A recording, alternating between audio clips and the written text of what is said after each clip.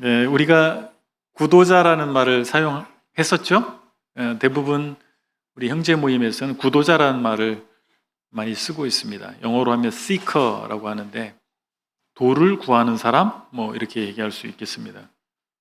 아직 예수님을 믿지 않는 사람들을 통칭해서 구도자라고 우리 교회도 예전에는 사용을 했는데, 그런데 정확한 표현이 아니다라는 생각을 갖게 돼요. 왜냐하면 모든 불신자가 도를 구하고 있지는 않거든요. 진리를 탐구하고 있지는 않기 때문에 그렇게 편의상 쓰고 있을 수 있지만 정확한 표현은 아닌 것 같아요. 그래서 우리는 구도자라는 말을 사용하지 않고 지금은 VIP, 가장 중요한 사람이라고 바꿔서 사용하고 있는데, 어쨌든 복음이 전해졌을 때 구도자는 아니었는데 구도의 마음을 갖게 돼서 예수님을 믿게 되는 경우도 있습니다. 예수님께서는 메시아로 이 땅에 오셨잖아요. 히브리어로 메시아가 바로 구원자라는 뜻이고, 헬라어로 번역할 때 크리스토스라고 번역을 했고, 우리가 음역을 해서 그리스도라고 말하고 있습니다. 그러니까 예수님은 메시아라고 하는 것이고 그 의미고, 유대인의 한 사람으로 오셔서 유대인 중심으로 사역을 하셨죠. 그런데 예수님께서 염두에 둔 최종 목적지는 땅끝이었고, 모든 사람들, 이 세상의 모든 사람들을 염두에 두시고 메시아로 오셔서 메시아의 일을 하신 것입니다. 그래서 오늘 이 시간에 바로 모든 구도자의 메시아이신 예수님에 대해서 마가복음 7장 24절로 37절의 말씀을 살펴보기를 원합니다. 마가복음 7장을 펴시고요. 먼저 오늘 모든 구도자의 메시아라고 하는 제하에 함께 생각해 볼 첫 번째 내용은, 복음은 이스라엘에서 시작하여 땅끝까지 나아간다라는 사실입니다. 오늘의 본문에서 주님은 이방 지역에서도 기적을 베푸셨습니다. 24절로 30절을 먼저 보실까요? 24절입니다. 예수께서 일어나사 거기를 떠나 두로 지방으로 가서 한 집에 들어가사 아무도 모르게 하시려 하나 숨길 수 없더라. 이에 더러운 귀신 들린 어린 딸을 둔 한 여자가 예수의 소문을 듣고 와서 그 발 아래 엎드리니, 26절, 그 여자는 헬라인이요 수로보닉의 족속이라. 자기 딸에게서 귀신 쫓아내 주시기를 간구하거늘 예수께서 이르시되 자녀로 먼저 배불리 먹게 할지니 자녀의 떡을 취하여 개들에게 던짐이 마땅치 아니하니라. 여자가 대답하여 이르되 주여 올소이다마는 상 아래 개들도 아이들이 먹던 부스러기를 먹나이다. 예수께서 이르시되 이 말을 하였으니 돌아가라. 귀신이 내 딸에게서 나갔느니라 하시매, 여자가 집에 돌아가 본즉 아이가 침상에 누웠고 귀신이 나갔더라.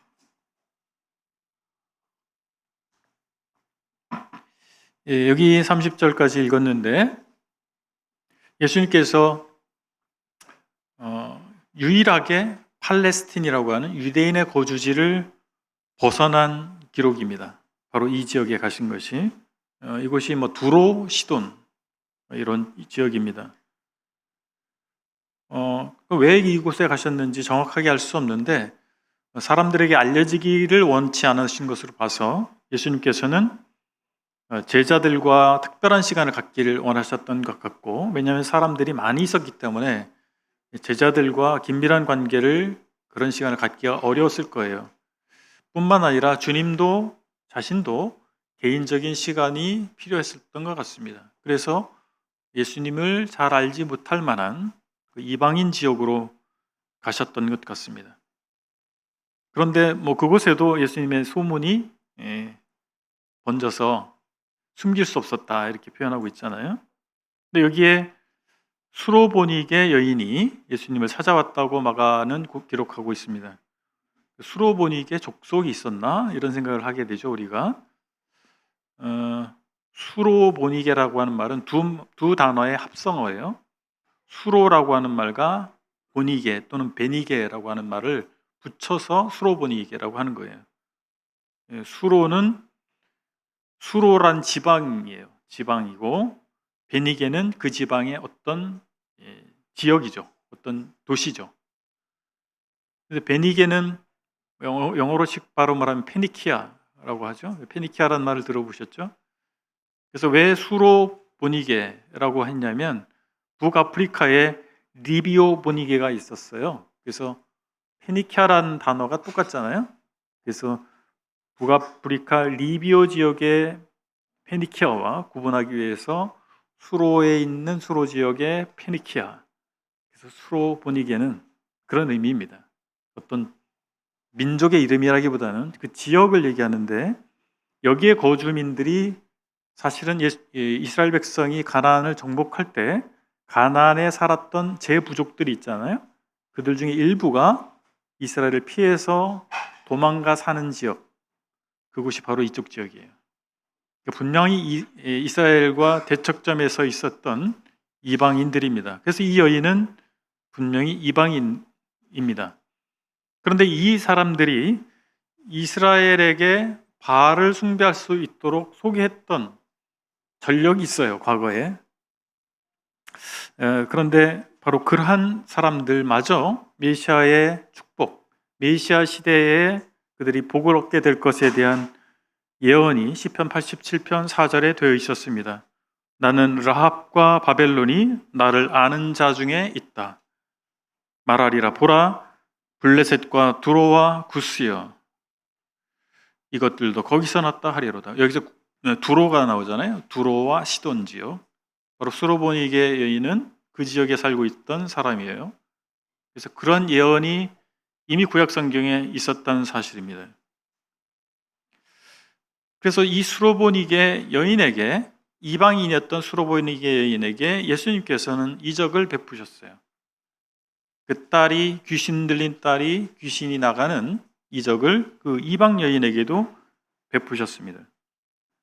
그런가 하면 31절로 37절을 보면 데가볼리 사람이 은혜를 경험하는 장면이 나옵니다.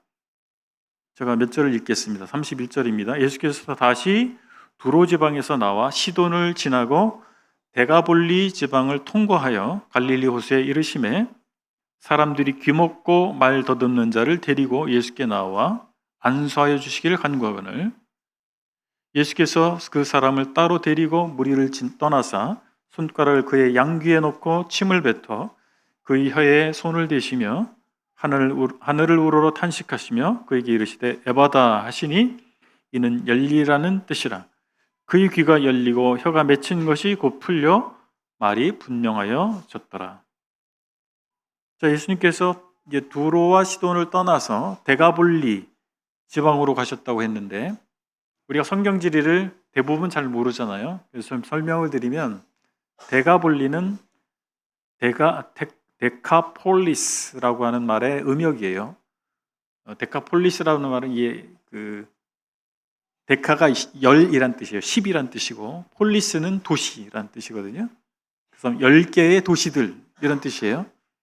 이것은 헬라 문화적인 또는 헬라적인 10개의 도시들이 있는 지역이라고 보시면 되겠습니다. 그래서 갈릴리 호수를 중심으로 해서 동쪽과 북쪽 지역, 이쪽이 바로 데가폴리스라고 하는 지역인데 거기에 유대인들도 거주했지만 이방인들이 주로 거주하는 그런 지역이었습니다. 역시 예수님께서 두로와 시돈이라고 하는 이방인 지역에서 기적을 베푸시고 다시 이방인들이 주로 거주하는 갈릴리의 동쪽 해안 정도 되는 그 지역에 오신 거예요. 그런데 여기에서 귀먹고 말 더듬는 자를 사람들이 데려왔고 예수님이 그를 치유해 주셨습니다. 여기에 말 더듬는다라고 개정개혁에는 번역을 하고 있는데 70인역이라고 해서 히브리어로 된 구약 성경을 유대인들이 주전 3세기경에 헬라어로 번역을 했거든요. 그때 번역한 이사야서 35장 6절에 메시아 시대에 관련된 예언이 있는데 그 표현과 같은 표현을 쓰고 있어요. 그 읽어드리면 이렇습니다. 그때 저는 자는 사슴같이 뛸 것이며 말 못하는 자의 혀는 노래하리니, 이런 표현이 나와요. 이게 이사야서 35장 6절인데 여기 말 못하는 자라고 하는 단어가, 말이 바로 여기서 말더듬다라고 하는 말과 같은 헬라어를 사용하고 있는 겁니다.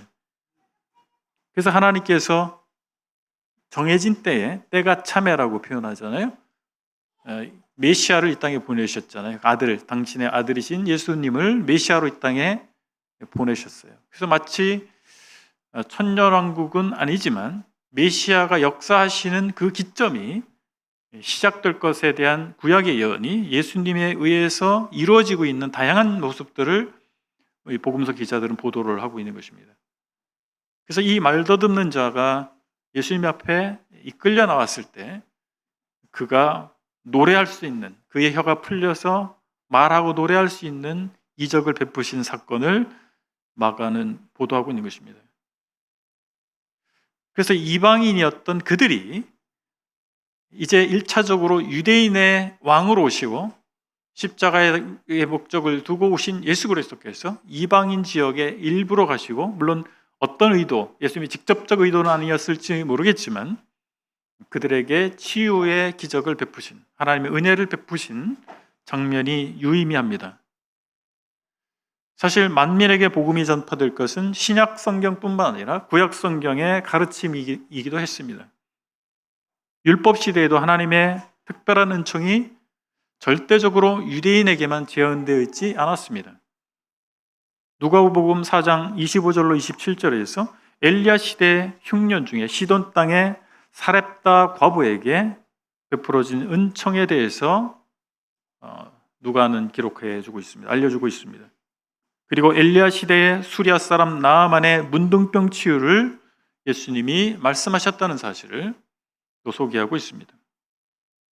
그런가 하면 사도 요한은 요한복음 10장 16절에서 이 우리에 들지 아니한 다른 양들이 내게 있어 저희도 내 음성을 듣고 한 무리가 되어 한 목자에게 있으리라 라고 말씀하신 주님의 말씀을 기록하고 있는 것입니다.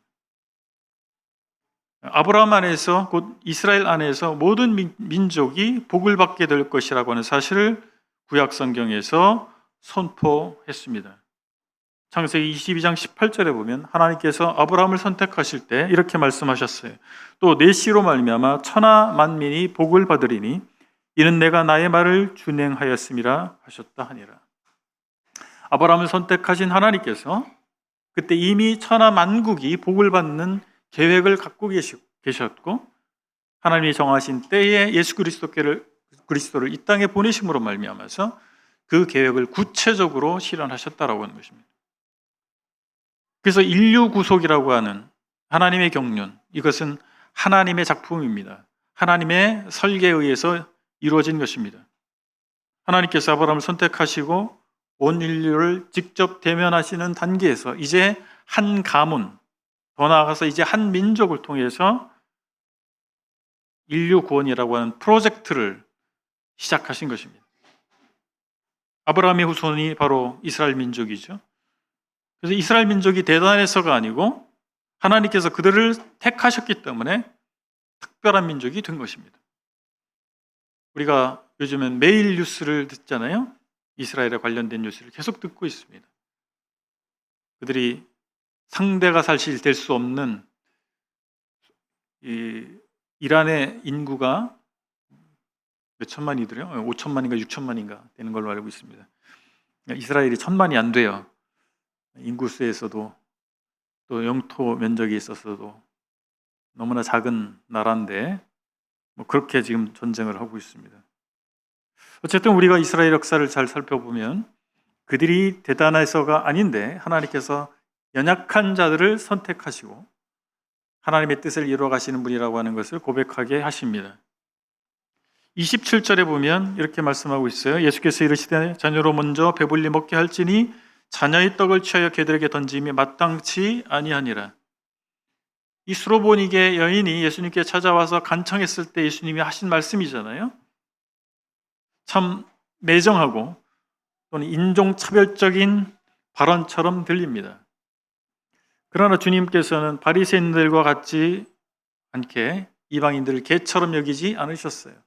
아까 말씀드린 것처럼 온 인류를 위한 구속을 이루기 위해서 이 땅에 오신 분이십니다.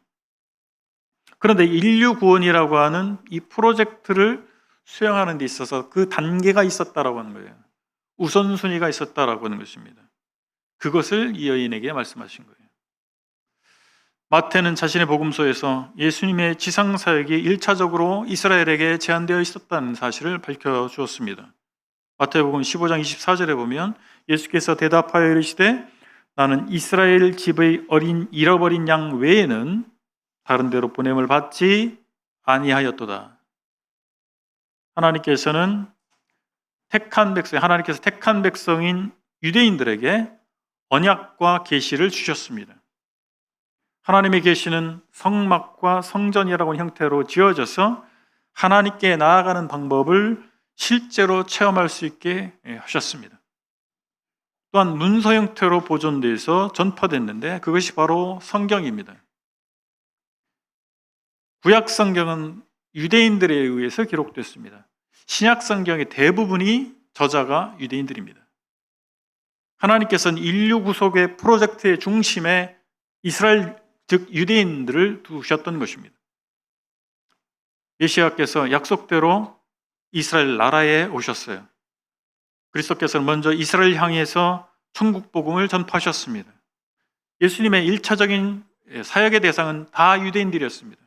지금 수로보니 여인과 데가볼리에 있는 사람을 만난 사건은 아주 예외적인 경우였다고 하는 것입니다. 바로 그 사실을 예수님께서 이 수로보니게 여인에게 말씀하신 거예요. 인류 구원의 프로젝트의 순서를 말씀해 주신 것입니다. 그러나 주님께서는 그 순서를 말씀하셨지 그리 제외됐다라고 말씀하신 것이 아닙니다. 주님은 그 여인과 그 딸을 포함한 모든 사람의 복락을 위해서 오셔서 일하고 계신데 단지 그 당시의 초점은 유대인에게 있었고 또 십자가에 있었다라고 하는 것입니다. 복음은 만국에 전파되어야 합니다. 그러나 이것은 십자가 사건 이후에야 비로소 본격적으로 진행될 것이었습니다. 예수님께서 십자가에 달려 죽으심으로 말미암아서 그리고 부활하심으로 말미암아서 유대인과 이방인의 담이 허물어질 것을 그리고 그들은 그리스도 안에서 하나가 될 것을 예수님은 기대하고 계셨던 것이고 실제로 성령이 임했을 때 이것이 이루어졌습니다. 사도 바울은 에베소서 2장 14절에서 이것을 증거하고 있는데 그는 우리의 화평신지라 둘로 하나를 만드사 원수된 것 곧 중간에 막힌 담을 자기 육체로 허시고 이렇게 말씀하고 있습니다. 예수께서 약속하신 또 다른 부에서 성령께서 복음이 예루살렘에서 시작하여 땅끝까지 전파하게 하고 계십니다. 사도행전 1장 8절에서 이렇게 말씀하고 있지 않습니까? 오직 성령이 너희에게 임하시면 너희가 권능을 받고 예루살렘과 유대와 사마리아와 땅끝까지 이르러 내 증인이 되리라 하시니라. 성령께서 역사하셔서 예루살렘에서 시작된 복음이 우리에게까지 예루살렘 기준으로 했을 때 동쪽 끝에 있는 우리에게까지 전해지게 됐던 거예요. 그래서 저와 여러분들이 예수 그리스도를 믿을 수 있게 된 것입니다. 우리가 예수 그리스도를 믿음으로 말미암아 성령의 내주하심을 경험하게 된 것입니다. 예루살렘에서 시작된 것입니다. 그래서 온 땅끝까지 복음이 전파되게 하시는 하나님의 인류 구원 프로젝트, 이것을 예수님 말씀해 주신 것이죠. 두 번째 우리가 살펴보기 원하는 것은 모든 구도자에게 복음의 축복이 임한다라고 하는 것입니다. 구원받는 과정은 다양할 수 있습니다. 수로보니게 여인은 본인이 찾아와서 간청했어요. 25절에 보면 이에 더러운 귀신 들린 어린 딸을 둔 한 여자가 예수의 소문을 듣고 와서 그 발 아래 엎드렸다고 되어 있습니다. 그리고 예수님이 이방인을 개처럼 여기는 듯한 이런 말씀을 하셨을 때 28절에 여자가 대답하여 이르되 주여 올소이다마는 상아래 개들도 아이들이 먹던 부스러기를 먹나이다. 직접 찾아왔고 고쳐달라고 요청했고 약간 거부하는 듯한 의사표현을 하셨음에도 불구하고 끝까지 어떤 부스러기라도 좋으니 은혜를 베풀어 달라고 간청하는 이런 모습을 보이고 있습니다. 마태복음 15장에서는 흉악한 귀신이라고 되어 있는데 이것이 정말 귀신 들림인지 아니면 정신적 질환인지 정확하게 판단하기 어렵지만 그 딸이 심각한 문제에 빠져 있었다라고 하는 것은 분명한 사실입니다. 이 여자의 간청하는 모습은 진정한 구도자의 모습입니다. 구도자의 전형, seeker, 도를 구하는 이른바 구도자. 이 전형은 바로 이런 사람이에요. 도를 구하는 사람. 이런 사람들이 가끔 있어요, 주변에.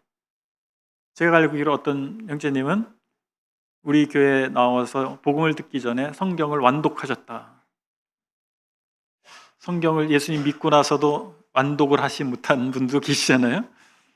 근데 예수님 믿기 전에 성경을 한번 읽으셨대요. 도를 정말 구하는 구도자였던 거예요. 그래서 여러 가지 이유로 구도자가 되는 경우가 있습니다. 저는 저희 어머니의 죽음과 군대에서의 저희 동료들의 죽음을 목격하면서 구도자의 마음을 갖게 됐어요. 어떤 분은 경제적으로 쫄딱 망하면서 구도자의 마음을 갖게 된 경우도 있고 건강을 잃어서 여러 가지 이유로 구도자의 마음을 갖게 될 수가 있습니다. 또는 전혀 그 부분에 대해서 본질에 대해서 생각하지 않고 있었는데 주변 사람의 권유로 복음을 한번 듣고 나서 보니 생각이 바뀌는 구도자의 심령을 갖게 되는 경우도 있습니다. 어찌됐든 구도자, 도를 구하는 사람들은 그 답을 얻게 될 것을 주님은 약속하셨습니다. 마태복음 7장 8절에서 구하는 이마다 받을 것이요 찾는 이는 찾아낼 것이요 두드리는 이에게 열릴 것이니라. 실제 우리 모두의 삶 가운데에서 이루어졌습니다. 우리가 구도의 마음을 갖게 됐을 때 주님께서 열리게 하시고 찾을 수 있게 하시고 받게 하셨던 거예요. 이 여자는 예수님을 주님이라고 주라고 불렀어요. 28절에 보니까 마가복음에서 예수님을 주라고 부른 것은 이 경우밖에 없다라고 하는 거예요. 이 이방 여자가 정말 구도의 마음을 갖고 있었기 때문에 구도자였기 때문에 이 간절함이 예수님을 주님이라고 인정할 수 있게 한 것입니다. 유대인들과 아주 상반된 모습입니다. 그들은 하나님의 말씀을 잘 알고 있었고 자칭 선민이라고 자부하고 있었지만 구도의 마음을 갖지는 않았습니다. 예수님에 대해서 주님이라고 고백하지 않았습니다. 그러나 하나님의 율법에 대해서 하나님의 선택에 대해서 외인이었던 이방인이었던 이 여자가 예수님 앞에 나와서 구도자의 마음으로 간청했고 예수님을 주님이라고 인정하는 이 장면을 마가가 왜 기록했을까요? 바로 이 상반된 상황을 알려주고 싶었던 것입니다. 유대인들이 가지고 있었던 오만함과 그 우월의식, 이것이 하나님께서 우리에게 주시는 이 진리의 빛을 가리게 만들었다는 사실입니다. 그래서 우리 모두가 가져야 될 것은 구도의 마음입니다. 구하는 마음입니다. 찾는 마음입니다. 두드리는 마음이에요. 우리도 예외가 아닌 것입니다. 우리는 특별히 좋은 선배들을 만났고 좋은 교회를 만났어요. 그러나 유대인이 그랬던 것처럼 그 중에서 도를 구하는 마음을 잃어버릴 수도 있다. 홍수에 마실 물이 없다는 말이 있는데 홍수 정도는 아니겠지만 하나님의 말씀이 전해진다 할지라도 마음에 그 말씀을 듣고자 하는 마음이 없고 취하고자 하는 마음이 없다면 그렇게 될 수도 있다라고 하는 것입니다. 마태는 병행 본문에서 여기 29절에 보면 29절에 마가복음은 이렇게 말씀하고 있습니다. 예수께서 이르시되 이 말을 하였으니 돌아가라 귀신이 내 딸에게서 나갔느니라. 마태는 병명본문에서 예수께서 여자여 내 믿음이 크도다 내 소원대로 되리라 라고 말씀하신 것으로 기록하고 있습니다. 마가는 이 말을 하였으니, 그러니까 이 여자가 한 말이 있잖아요. 말을 근거로 돌아가라. 마태는 예수님께서 그 말을 듣고 믿음을 평가하신 것으로 얘기합니다. 여자가 한 말은 그 믿음의 발로였던 것입니다. 말로 자신의 믿음을 드러낸 거예요. 그리고 예수님께서 돌아가라고, 내 딸에게서 귀신이 나갔다고 얘기하셨을 때 여자가 돌아갔어요. 믿었으니까 돌아갔죠. 이 상황을 보세요. 예수님 앞에 와서 개들도 상 아래 떨어지는 부스러기를 먹습니다라고 반드시 고쳐주세요 라고 했던 여자가 돌아갈 수 있었던 것은 예수님의 말씀을 믿었으니까. 그녀가 한 말과 그녀가 한 행동은 믿음을 드러내는 것이었습니다. 이미 치료가 이루어진 거예요. 가보니까 떠난 거예요. 원격으로 역사하셨어요. 예수님이 귀신아 나가라 말씀하지도 않고 뭐 다른 행위를 하지 않으셨어요. 그냥 가라 떠나갔다. 원격으로 하신 드문 경우입니다. 먼 거리에서 기적을 행하신 것입니다. 저와 여러분들이 정말 이 수로보니게 여인과 같은 마음으로 주님을 사랑하고 우리 자녀를 사랑한다면 우리 자녀들이 어떤 삶을 살까요? 우리 자녀에게서 그 잘못된 것이 영향을 미치지 못하게 될 것이고 그들이 정말 하나님의 은혜를 체험하는 삶을 살게 될 것입니다.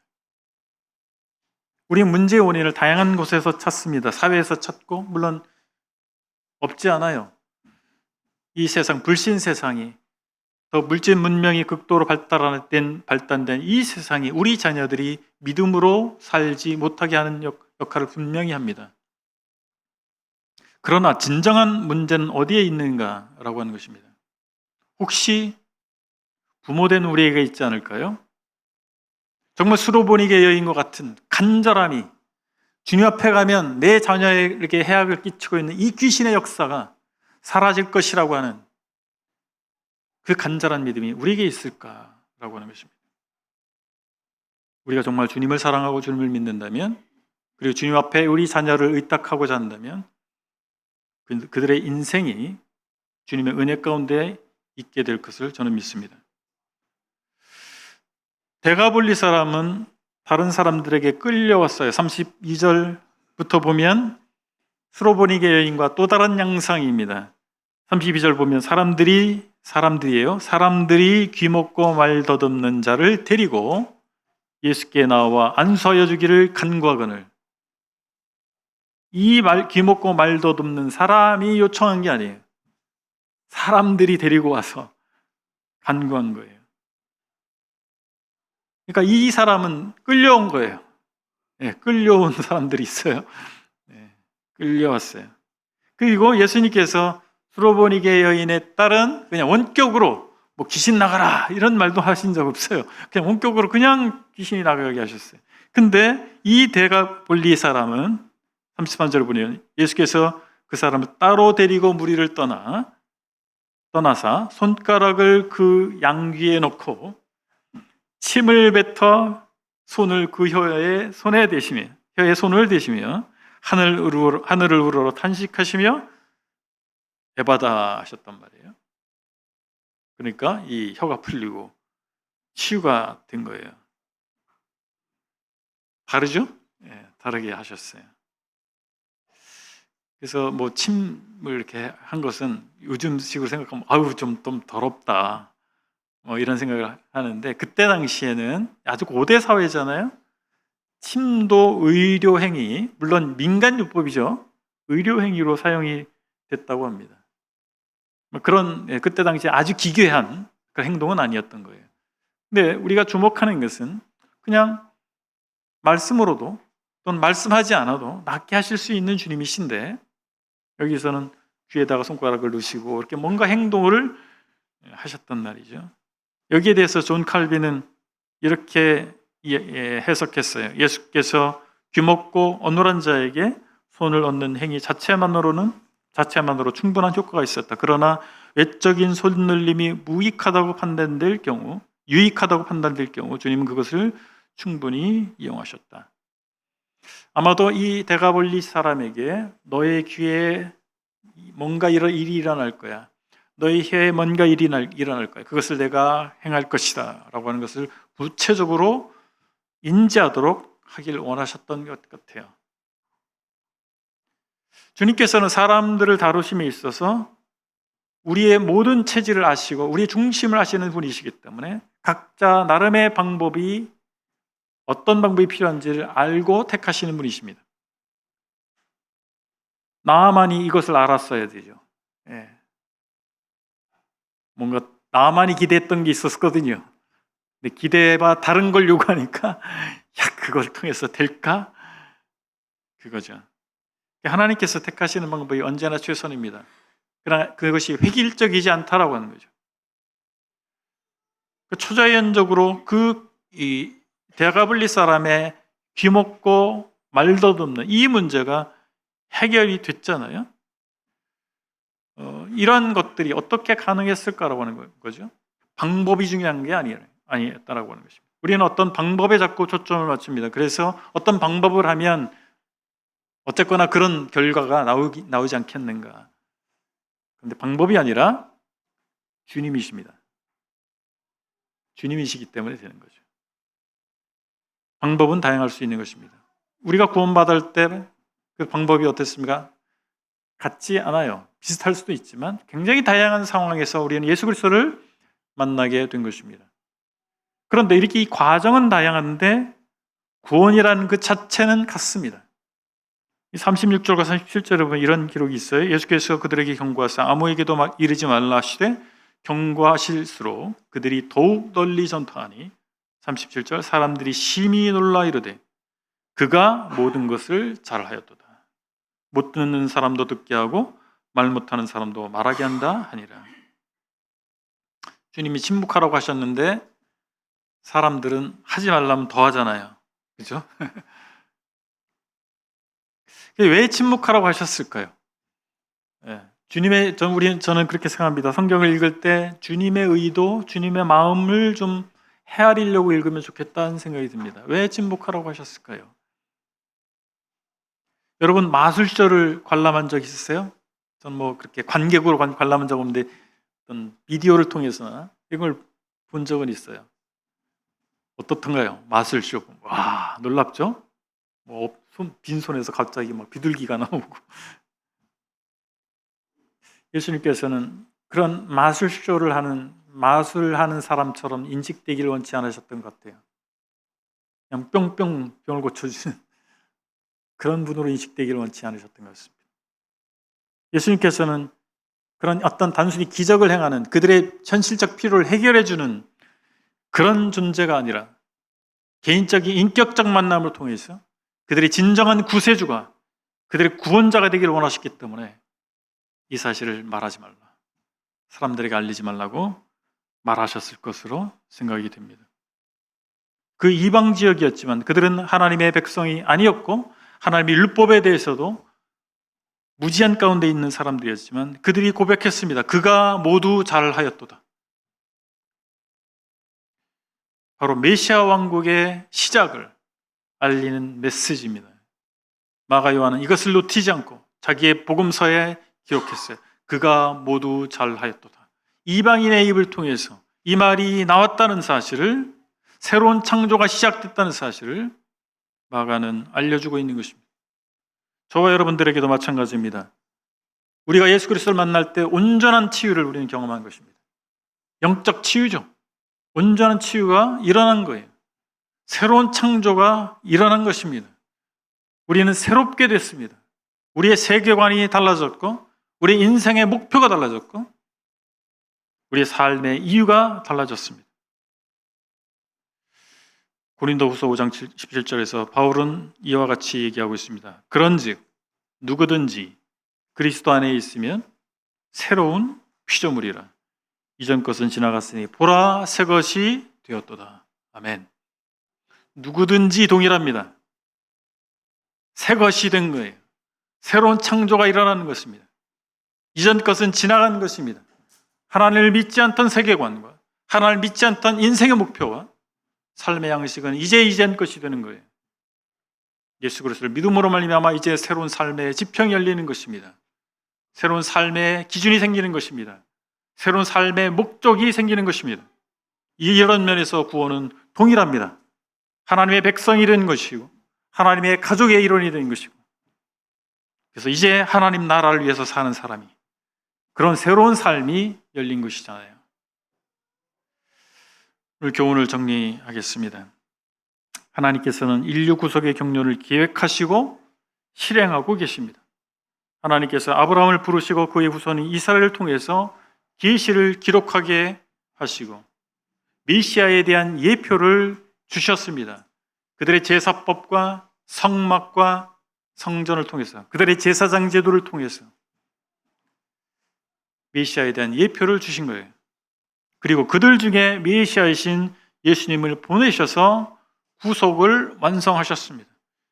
그리고 이방 세계로 그 복된 소식을 전하고 계십니다. 아까 말씀드린 것처럼 예루살렘을 기준으로 동쪽 끝과 같은 이 나라에까지 당신의 사람들을 보내셔서 복음을 전해주셨습니다. 급기야 저와 여러분들이 예수 그리스도를 믿는 믿음 안에 있게 하신 것입니다. 그리고 지금도 성령께서 역사하고 계십니다. 아직도 복음을 듣지 못한 미전도 종족에게로 우리로 하여금 나아가게 하시는 하나님이십니다. 우리는 선교를 위해서 기도하고 있습니다. 우리의 당면 과제들도 분명히 있습니다. 우리는 예배당 건축을 지금 진행하고 있습니다. 우리 지역에 있는 사람들에게 복음을 전해야 됩니다. 또한 구원받은 사람들을 양육하고 돌봐야 됩니다. 이것을 감당해야 되죠. 뿐만 아니라 우리는 타문화권에 선교사를 보내기 위해서 기도해야 됩니다. 한 가정이 일어나야 됩니다. 우리 함께 기도하십시다. 우리 중에 하나님께서 하나님의 영에 붙들린 한 가정을 세워주십시오. 하나님께서 우리에게 복음을 들려주셨듯이, 선교사들을 보내주셨듯이 우리도 선교사를 보내게 해달라고 우리가 기도해야 되지 않겠습니까? 우리 기도의 끈을 놓치지 마시기 바랍니다. 우리 각자가 예수님을 만난 사건은 다양합니다. 하나님께서는 우리를 다양한 과정을 통해서 부르시고 만나셨습니다. 우리가 복음을 전할 때 염두에 두어야 할 것이 바로 그것입니다. 전도 방법의 다양성입니다. 우리 한 가지 방법만을 통해서 복음이 전해질 수 있다고 생각해서 안 될 것입니다. 다양한 방법을 생각해 봐야 됩니다. 왜냐하면 다양한 사람들을 우리는 얻는 방법을 강구해야 하기 때문에 그렇습니다. 예수 그리스도를 믿는 과정의 다양성, 이것을 우리가 반드시 염두에 둬야 될 것입니다.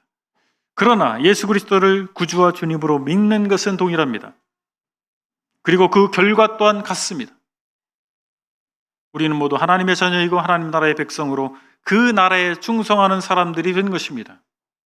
그래서 우리는 이중국적자가 된 거예요.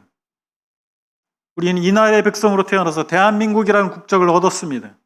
그리고 이제 다시 태어나서 중생에서 하나님 나라의 백성이 된 거예요. 그래서 우리 이중국적자입니다. 6월의 호국 보훈의 달이라고 합니다. 그래서 우리나라를 위해서 자신의 삶을 희생하고 헌신한 사람들을 추모하고 기념하는 그런 달이에요. 우리는 이 나라에, 보이는 나라에 충성할 필요가 있습니다. 그리고 이 보이는 나라에서는 그렇게 충성한 사람들을 기념할 뿐만 아니라 그 후손들에 대해서 혜택을 주고자 하고 있습니다. 근데 보이지 않는 나라의 백성이기도 하잖아요. 보이지 않는 하나님의 나라는 이 나라보다 훨씬 영구한 나라입니다.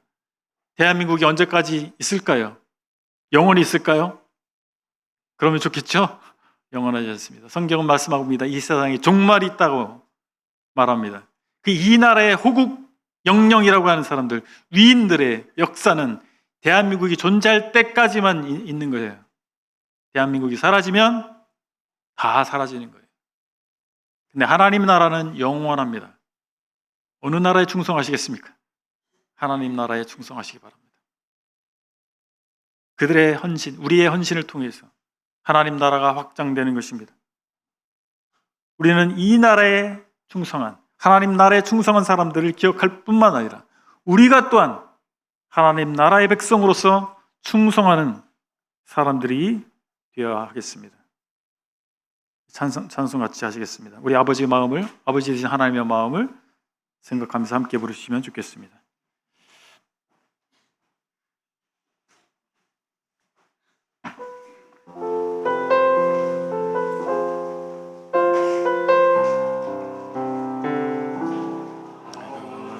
당신의 마음이 있는 곳에 나의 마음이 있기를 원해요. 아버지 당신의 눈물이 고인 곳에 나의 눈물이 고이길 원해요. 아버지 당신이 바라보는 영혼에게 나의 두 눈이 향하길 원해요. 아버지 당신이 울고 있는 어두운 땅에 나의 두 발이 향하길 원해요. 나의 마음이 아버지의 마음 알아. 나의 모든 뜻 아버지의 뜻이 될 수 있기를 나의 온몸이 아버지의 마음 알아. 내 모든 삶 당신의 삶 되기를.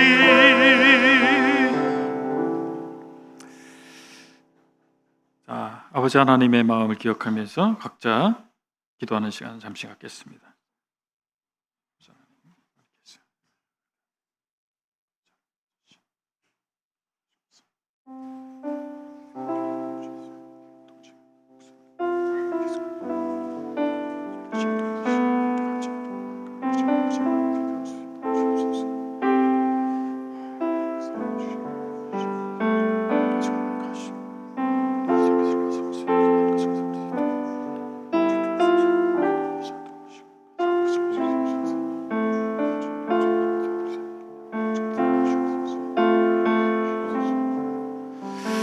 아버지 하나님, 이방인인 저희를 염두에 두시고 구속을 이루신 하나님 감사드립니다. 유대인들을 사용하셔서 성경을 기록하시고 예고하신 대로 그들 중에 아들을 보내셔서 저희의 모든 죄의 짐을 지신 것을 감사드립니다. 그리고 그 소식을 동쪽 끝에 사는 저희에게까지 전해주심을 감사드립니다.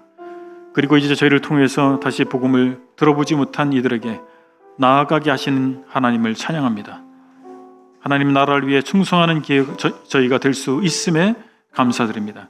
하나님의 마음을 가지고 복음의 불모지에 저희가 나아갈 수 있게 하여 주시옵소서. 저희 중에 그러한 가정이 일어나게 하시고 우리 모두 이 영광스러운 일에 동참하는 은혜를 허락하여 주시옵소서. 우리 주 예수 그리스도의 이름으로 감사하며 기도했습니다. 아멘.